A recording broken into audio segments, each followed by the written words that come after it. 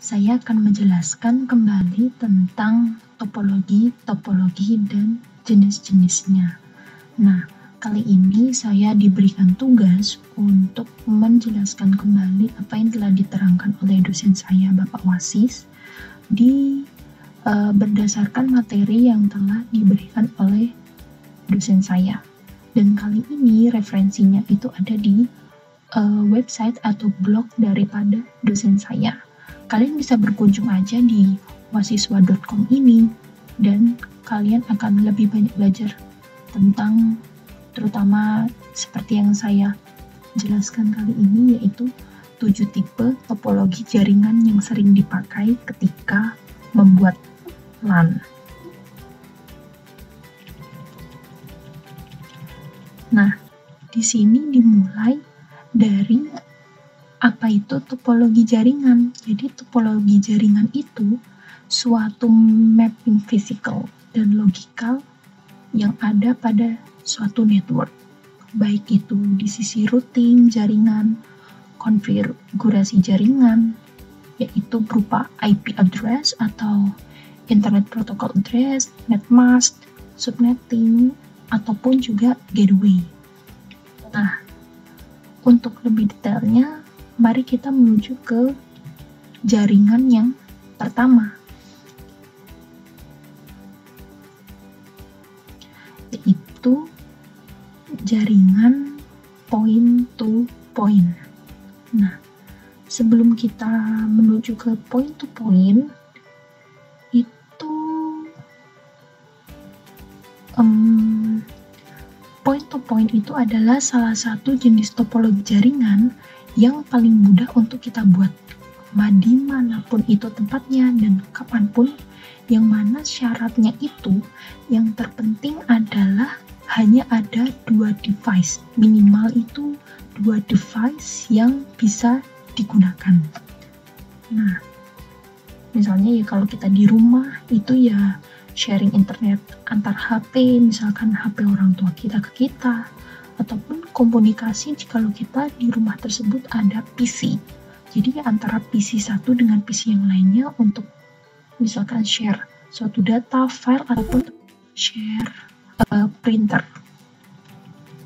Nah, kalau di lapangan rata-rata untuk yang di level bawah, yaitu level Field Control System atau FCS-nya itu menggunakan digital, dan topologi yang digunakan itu biasanya bus.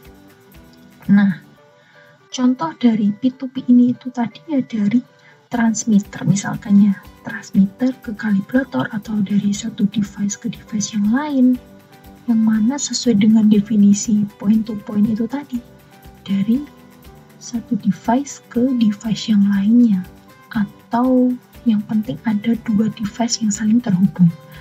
Nah, dari point-to-point topologi diagram ini itu bisa dari sisi kiri atas, pojok kiri atas ini menuju ke pojok kanan atas ini, atau dari pojok kiri atas ini menuju ke pojok kanan bawah ini, atau dari pojok kiri bawah ini menuju ke pojok kanan atas.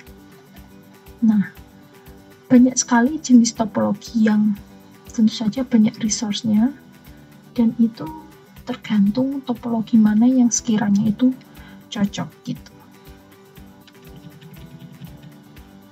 Nah, kelebihan daripada topologi P2P ini atau point to point, yang pertama adalah koneksi jaringannya itu sangat cepat dan mempunyai reliability yang tinggi atau kehandalan atau dapat diandalkannya itu tinggi, karena point to point ini memiliki reliable yang tinggi, dan point to point ini itu tidak membutuhkan server lagi.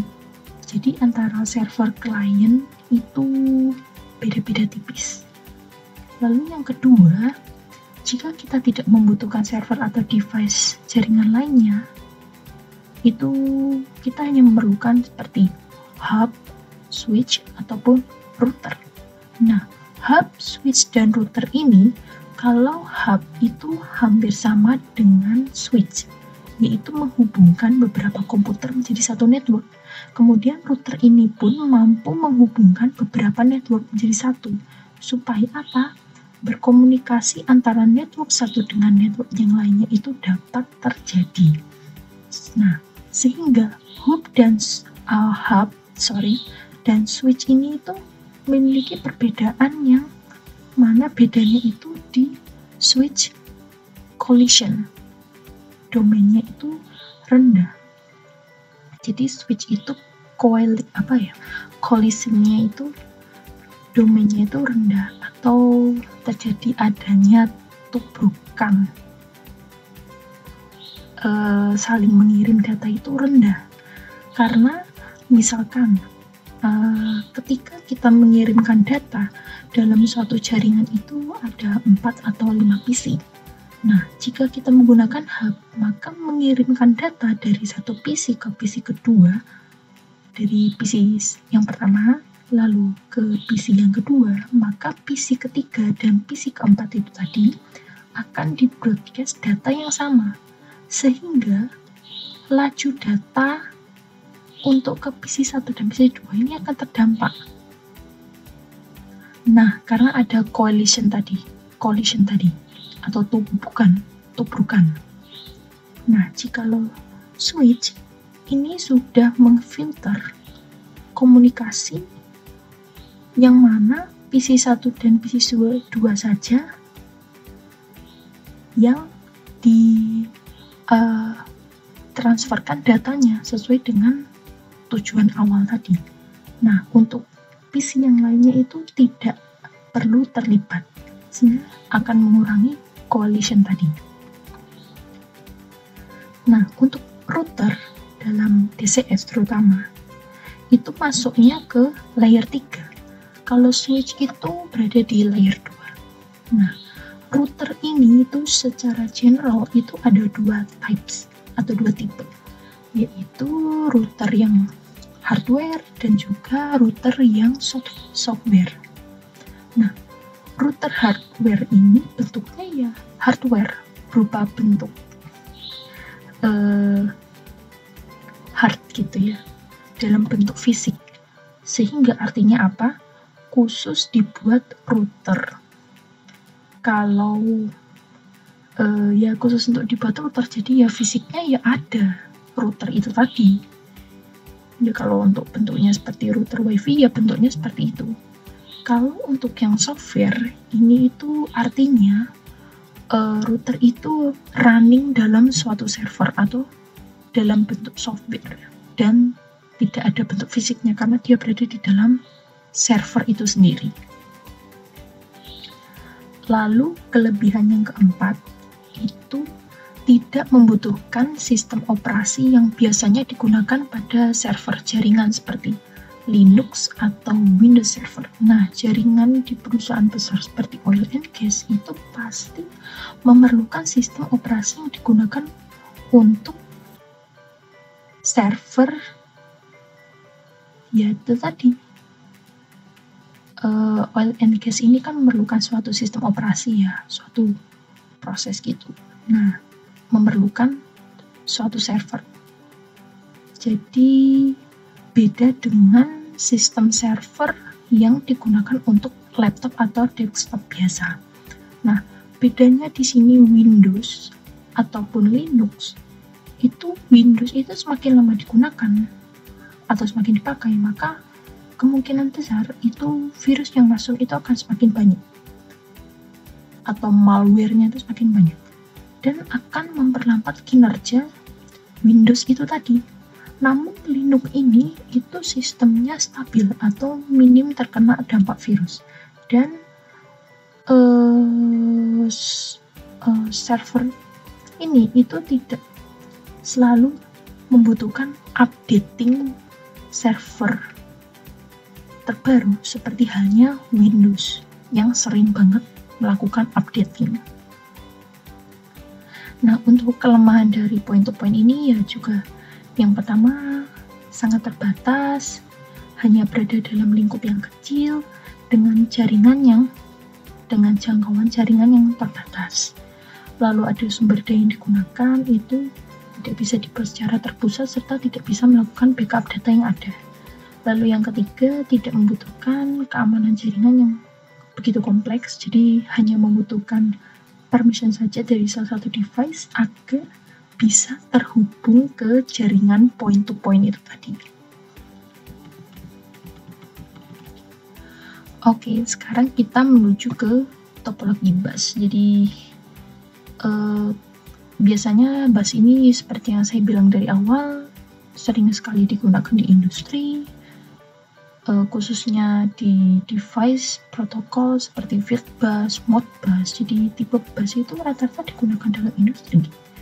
Yang digunakan pada level bawah, ya level bawah itu biasanya di device communication protocol, bukan di transfer control protokolnya atau IP-nya, atau lebih dikenal dengan TCP IP-nya. Jadi rata-rata digunakan itu tipe star. Jadi bus ini hanya digunakan untuk level bawah, yaitu device communication protocol. Namun jika digunakan untuk level TCP IP-nya atau transfer control protocol IP-nya, itu menggunakan tipe star. Nah, bus ini pun juga ada core cable-nya atau broadband, lalu diambil dan dikoneksikan ke device-device atau transmitter. Jadi dalam topologi bus ini kan menggunakan kabel tunggal. Nah, terkoneksi ke semua node yang ada di dalam satu jaringan. Jadi untuk menghubungkan ke node-node itu tadi, itu tinggal mengambil core yang ada di kabel tunggal dari topologi bus atau tinggal diambil dari core pada kabel broadband-nya. Nah, core itu medianya bisa macam-macam, jenisnya bisa macam-macam. Ada kabel-kabel biasa, mungkin UTP yang kategori 5 atau 6, atau menggunakan yang lebih terkini atau lebih tercanggih, yaitu FO, fiber optic. Nah, jadi bisa lihat dari sini gambarnya. Jadi ini ada core-nya, backbone ini core, kayak kabel utamanya, lalu tinggal diambil aja salah satu bagian dari backbone ini, diambil core-nya, lalu dihubungkan ke network device tanpa menggunakan sambungan-sambungan yang begitu ribet menuju ke device-device-nya. Nah, untuk kelebihan daripada topologi bus ini, yang pertama, pembelian dan pemasangan kabelnya ini sangat mudah, sangat murah. Jadi biayanya ini tidak terlalu mahal dibandingkan dengan topologi lainnya, karena jikalau kita pakai UTP, misalkan kategori 5 atau 6, itu murah saja.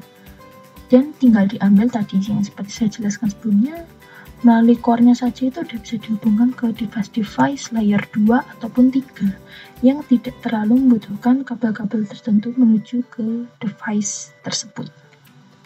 Lalu yang kedua, topologi ini sangat terkenal karena sangat murah dan mudah dalam membangunnya.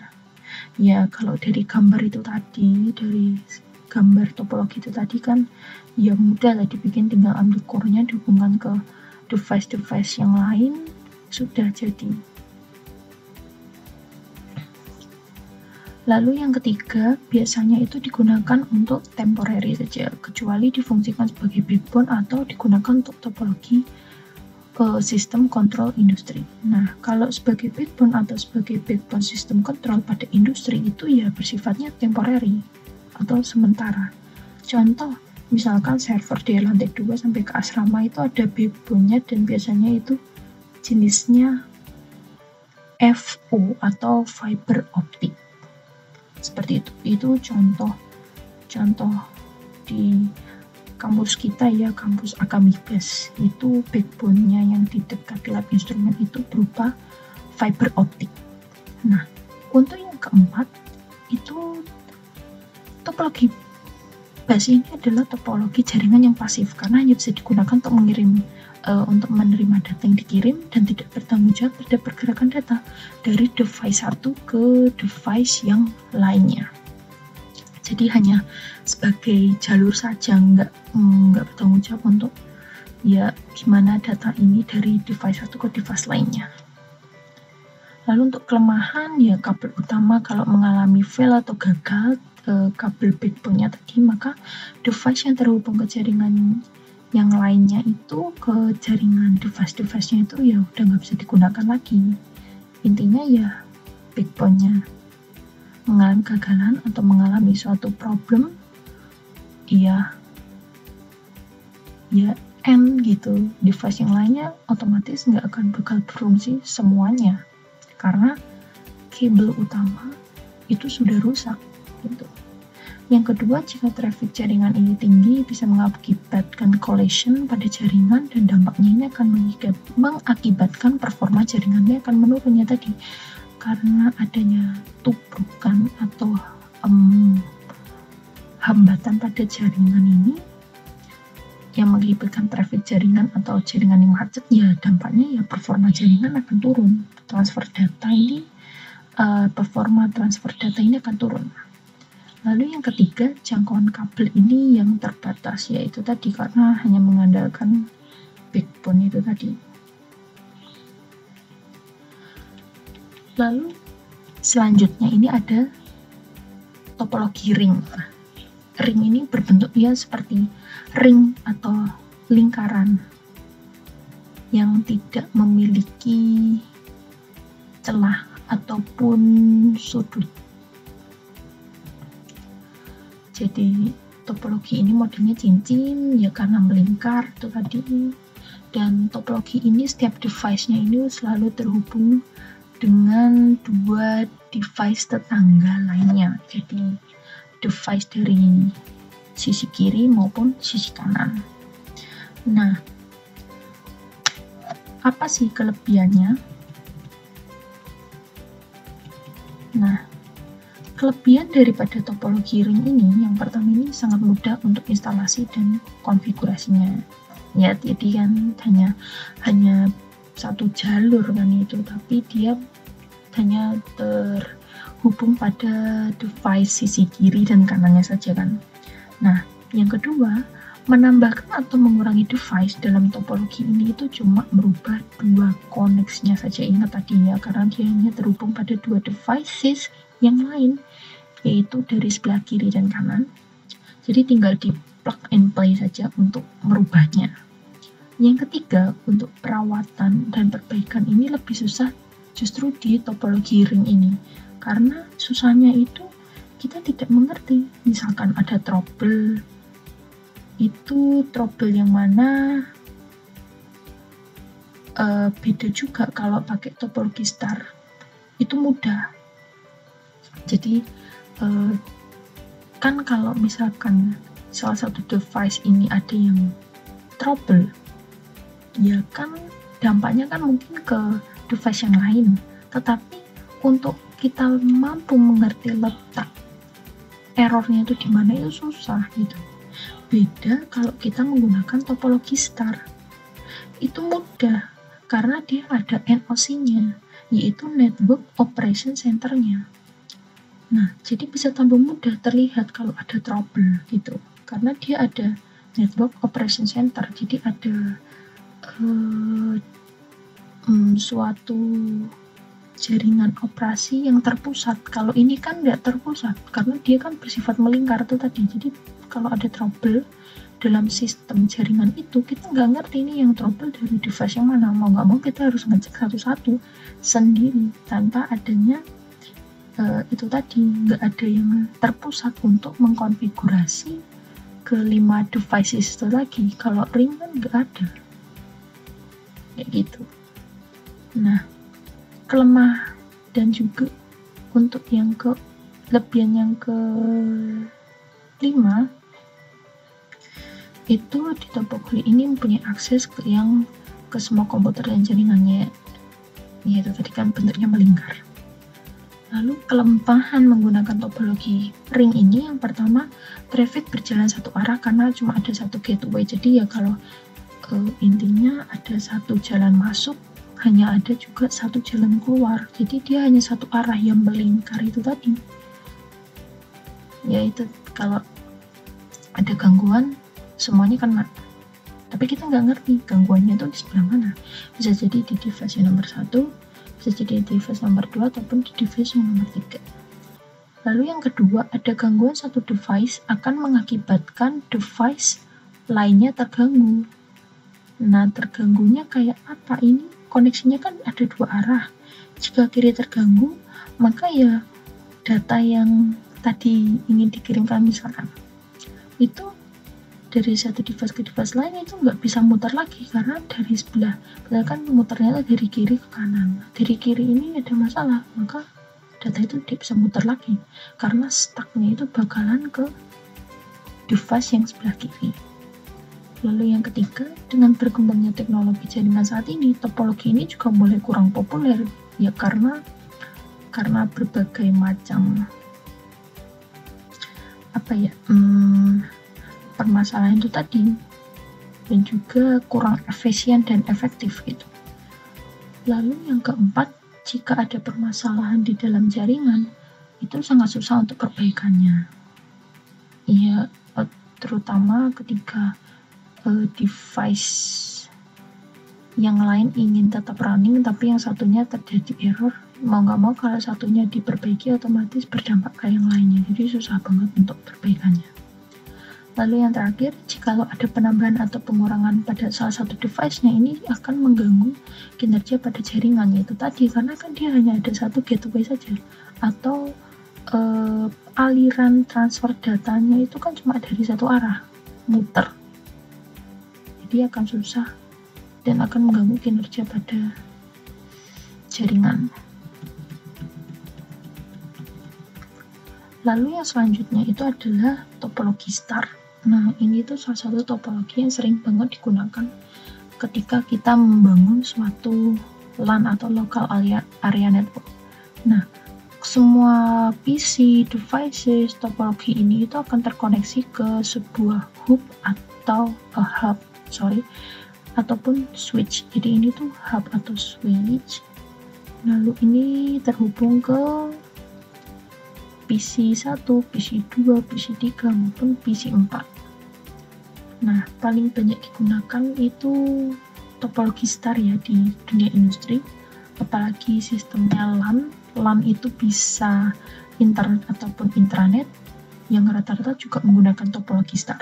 Nah, di star ini semua devices apapun itu mau koneksi ke device lain pada suatu area ataupun di luar area tersebut, maka harus terhubung ke suatu switch atau hub. Nah, contoh ini ya. Ini kan ada 4 PC. 1, 2, 3, 4. Dan itu terhubung ke switch yang tengah ini. Nah, switch ini itu ada 2 tipe yang biasa digunakan, yaitu manageable dan unmanageable. Nah, yang unmanageable itu sudah berupa switch yang fix ya, jadi tetap nggak bisa diapa-apain. Nah, kalau yang manageable itu yang bisa dikonfigurasi ulang. Nah, jika di suatu server itu konfigurasinya itu jenisnya VLAN, jadi VLAN itu refers to virtual line, maka networknya itu satu jaringan dari device 1 ke device 100 itu dapat diakses dengan jumlah bandwidth yang sama jikalau kita menggunakan VLAN. Jadi dimanapun itu kita berada, maupun itu jauh dari hubnya atau switchnya itu tadi, maka bandwidth yang diterima device tersebut akan tetap sama dengan sejumlah yang udah ditentukan awal gitu, atau intinya jumlah maksimalnya. Jadi misalkan jatah bandwidth suatu PC yang diakses suatu atau per orang itu misalkan 20 MB per second, sedangkan servernya itu ya sekitar 0 sampai 255 lah, itu ada sekitaran di ruang orang tersebut. Nah, jikalau saya atau kita ini misalkan pergi ke daerah yang lebih jauh daripada servernya itu, misalkan di lab instrumen, itu bisa jadi nggak kebagian bandwidthnya. Jadi semakin jauh dari server itu bandwidth yang didapat itu akan semakin kecil. Beda jikalau itu menggunakan virtual line atau VLAN. Jadi dimanapun kita berada, maupun itu jaraknya jauh sekalipun, misalkan dari kampus servernya, terus kita ada di asrama yang sekitar jaraknya ya sekitar nggak sampai 1 km misalnya, itu kan tapi tetap terhitung jauh, yaitu kita akan mendapatkan bandwidth sebesar itu tadi yang kita dapatkan ketika kita dekat dengan server, yaitu sekitar 20 MB per second. Nah, di sini kelebihannya itu yang pertama sangat mudah untuk disetting, modifikasi, dan troubleshootingnya. Settingnya ini mudah ketika kita sudah menentukan, misalkan di labins-nya itu IP-nya dengan kelas C, ya, range-nya sekian. Ya sudah, ketika kita mau menambahkan klien baru atau device yang baru, ya tinggal ditambah aja atau di-add saja, ditambahkan ke switch-nya itu tadi. Jadi kalau ada klien atau device yang baru, misalkan WiFi, itu ya tinggal dikoneksikan saja. Nah, untuk yang modifikasi itu, jika kita mau menambahkan access point dan sebagainya, tinggal di plug and play saja. Untuk troubleshootingnya, itu untuk memudahkan admin jaringan atau operator jaringan itu tadi ketika memonitoring jaringan-jaringan device-device yang terhubung pada switch atau HP itu tadi, karena semuanya itu tadi kan disegmentasi atau dipecah-pecah menjadi beberapa jaringan dalam suatu tempat. Lalu yang kedua, jika ada gangguan dalam suatu network, maka network yang lain ini masih bisa jalan tanpa terganggu oleh network lainnya. Jadi jika salah satu klien ataupun devices ini terganggu koneksinya, maka devices yang lain atau klien yang lain itu tidak akan terganggu koneksinya karena tidak berada dalam jalur yang sama, karena itu tadi disegmentasi atau dipecah-pecah. Nah, yang ketiga, mempunyai performance yang baik dan traffic networknya juga rendah karena dia jalurnya berbeda-beda. Reliability-nya itu lebih tinggi dan lebih baik. Nah, yang keempat, itu menambahkan, mengurangi, memindahkan suatu device ini sangat mudah untuk dilakukan karena alasan itu tadi, jalurnya beda. Nah, untuk kelemahan, jikalau ada kerusakan pada hub atau switch-nya itu, maka node yang di bawahnya itu nggak akan bisa berfungsi atau jaringannya akan terputus karena bagian NOC-nya ini atau operating center-nya ini rusak ya, karena dia otaknya untuk mengontrol jaringan-jaringan di bawahnya, otomatis jaringan-jaringan yang di bawahnya terputus kalau otaknya ini terjadi kegagalan atau kerusakan. Karena semua device terkoneksi ke hub atau switch itu tadi. Jadi switch ini sangat vital, sehingga semisal kalau suatu industri ini akan menggunakan topologi star dan harus running dalam waktu 24 jam non-stop, maka switch yang digunakan itu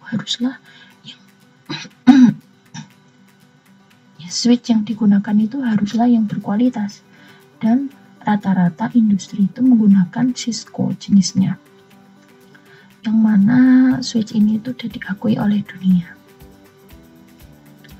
Lalu yang kedua itu adalah biaya instalasinya pada topologi ini sangat tinggi di awal itu karena waktu kita mendesain atau mendevelop suatu jaringan, karena kita itu merancang dalam satu area ini kita harus menggunakan IP kelas apa, ABC kah, atau jenis topologinya itu kita menggunakan apa, menggunakan TCP/IP kah atau kombinasi gitu.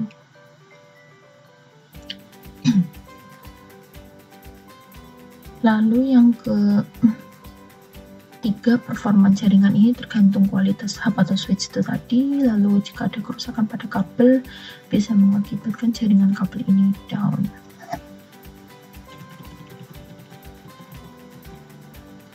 Nah, yang selanjutnya itu adalah topologi mesh. Nah, topologi ini itu salah satu jaringan topologi jaringan yang unik. Kenapa dikatakan unik? Ya karena setiap device yang terhubung ini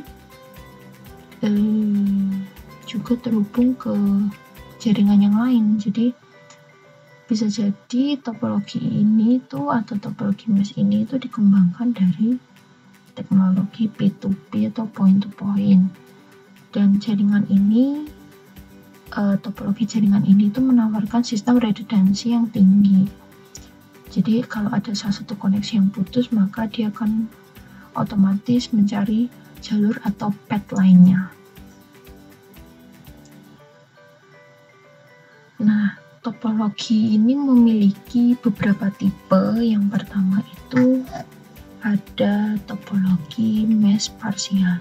Nah, topologi ini hampir sama dengan tipe yang full topologi mesh, hanya membedakan beberapa device ini terhubung ke dua atau device tiga yang lainnya. Jadi node-node ini atau device-device ini itu terhubung pada dua atau tiga device yang lainnya. Misalkan node ini hanya terhubung ke node yang ini dengan node yang ini.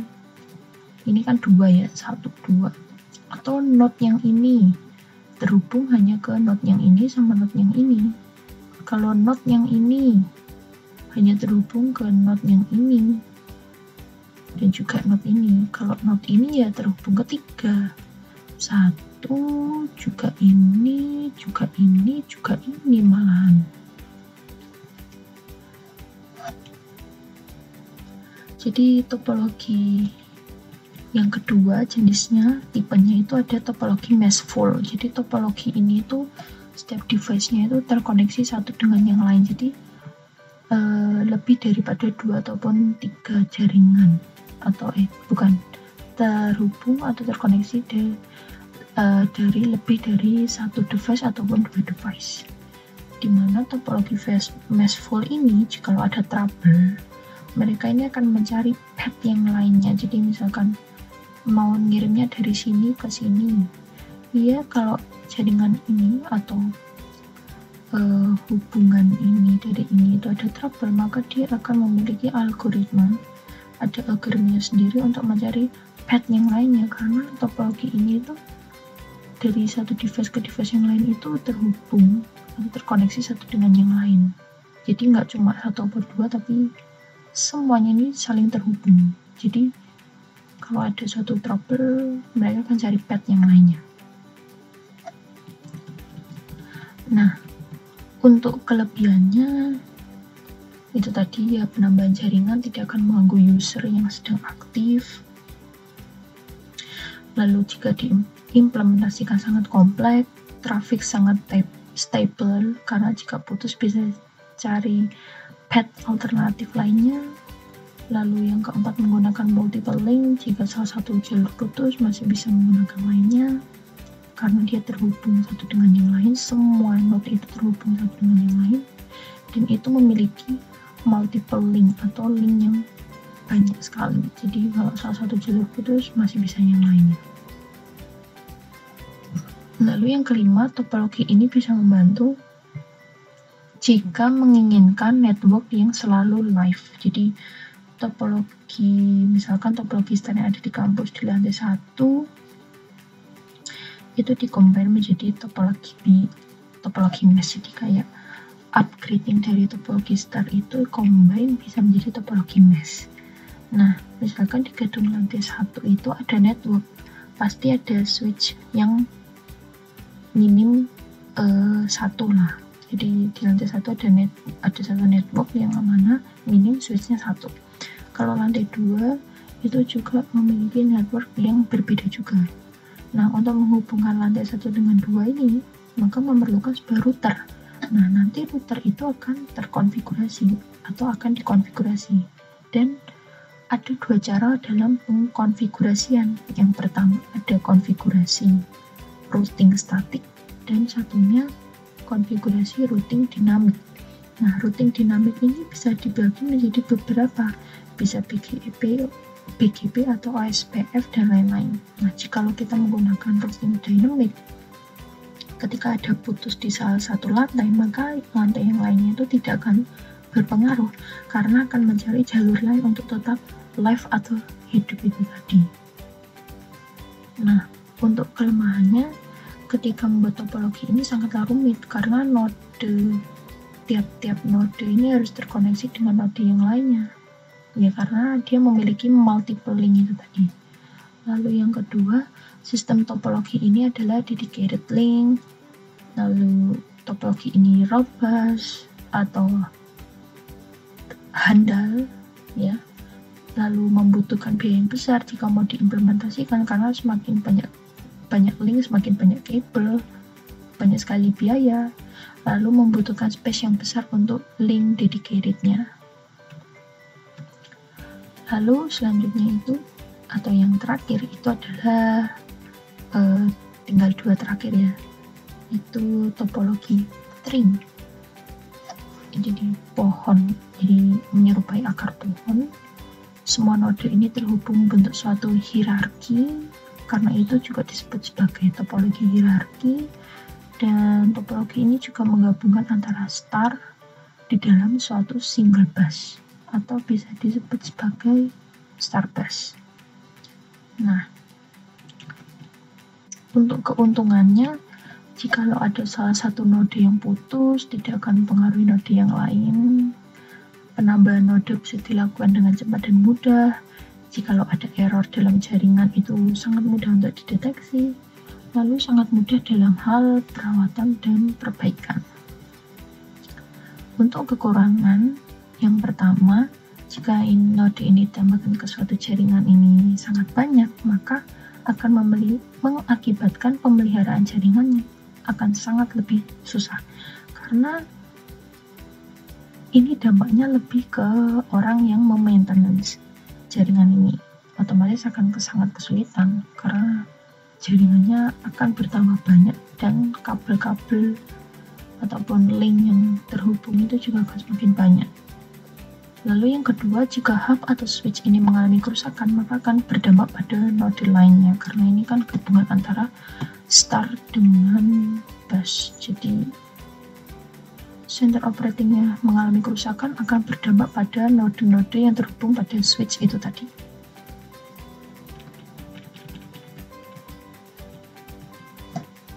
Nah, yang terakhir ini adalah topologi hybrid atau hybrid topologi star bus. Jadi combine dari topologi star dan bus. Nah, kalau dilihat dari gambar ini bukanlah suatu topologi yang standar karena ini sudah topologi gabungan atau hybrid. Jadi topologi ini kan menggabungkan topologi star dan topologi bus atau P2P, point to point. Jadi bisa dibilang jaringan ini itu adalah hasil dari dua jaringan yang berbeda yang saling terhubung. Nah, dari gambar ini itu kan ada bus, ada star, jadi kan star bus ya. Nah, jika di industri oil and gas, maka topologi bus ini akan berada di level bawah ya, nih level bawah yang bus ini di gambar hybrid topologi ini. Nah, untuk yang topologi star ini tuh star ini itu dimulai dari HMI ke ERP atau Enterprise Resource Planning, lalu terhubung ya ke misalkan bagian inventory, warehouse maupun sebagainya.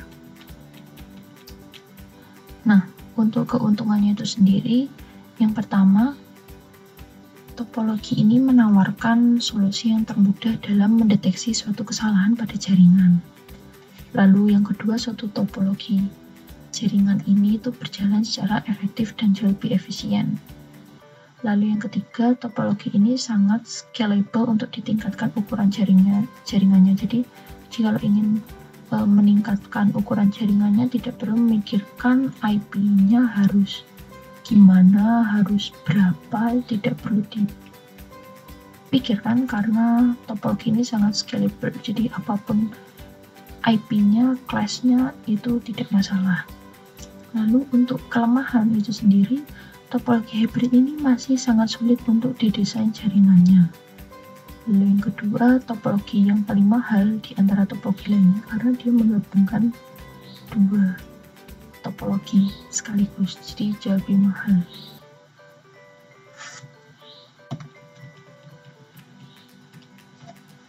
Nah, itu tadi 7 tipe jenis topologi yang dapat digunakan. Nah, berikut ini merupakan panduan memilih topologi jaringan. Jadi, kalau ingin memilih topologi jaringan, pertimbangannya apa sih? Yang pertama, kalau memilih topologi bus, iya, karena topologi ini adalah salah satu yang paling murah daripada topologi lainnya. Kalau dilihat dari sudut pandang biayanya ya. Kalau pengen yang murah aja, ingin yang meminimalisir biaya yang ingin dikeluarkan, just use this topology gitu. Gunakan aja topologi ini. Ya karena sesuai dengan penjelasan tadi, kelemahan kelebihannya tadi. Lalu yang kedua, jika kita ingin menggunakan koneksi yang tidak terlalu panjang, kemudian rencana developing networknya itu tadi, pengembangan jaringannya itu kedepannya ingin berjalan lebih panjang, lebih lama, maka kita bisa menggunakan topologi star. Misalkan ingin mengembangkan jaringan untuk 20 tahun atau 30 tahun ke depan, ya gunakan star ini. Lalu yang ketiga, kalau kita ingin bicara soal teori topologi mesh, ya, itu merupakan topologi yang ideal, yang bisa diimplementasikan karena setiap node ini terkoneksi ke node lainnya. Lalu yang terakhir, jika pilihannya ini mau menggunakan kabel twisted pair, ya kita bisa menggunakan topologi star. Jadi demikianlah penjelasan saya, pemahaman saya mengenai topologi jaringan untuk LAN ini yang telah dijelaskan oleh Bapak Wasis melalui referensi website wasiswa.com ini. Sekian, terima kasih telah mendengarkan penjelasan saya dari awal hingga akhir.